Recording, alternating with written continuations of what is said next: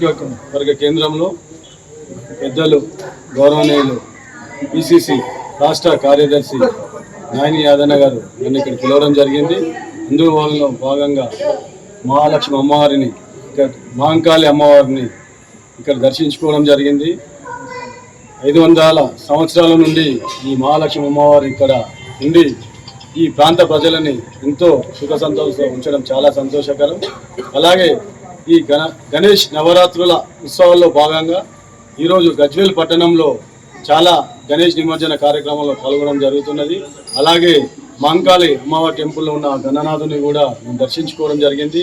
పంతులు గారి ఆశీస్సులు మాపై ఎల్లవేళలు ఉండాలని, అమ్మవారి ఆశీస్సులు గణనాథ ఆశీస్సులు మాపై ఉండాలని, ఈ గజ్వేల్ నియోజక ప్రజలను అమ్మవారు సుఖ సంతోషాలతో ఉంచాలని మనస్ఫూర్తిగా నేను వేడుకుంటున్నాను. అలాగే నాతో పాటు ఇక్కడికి వచ్చిన కాంగ్రెస్ పార్టీ నాయకులకు, యువజన కాంగ్రెస్ పార్టీ నాయకులకు అందరికీ పేరు పేరు నా యొక్క ధన్యవాదాలు తెలియజేస్తున్నాను.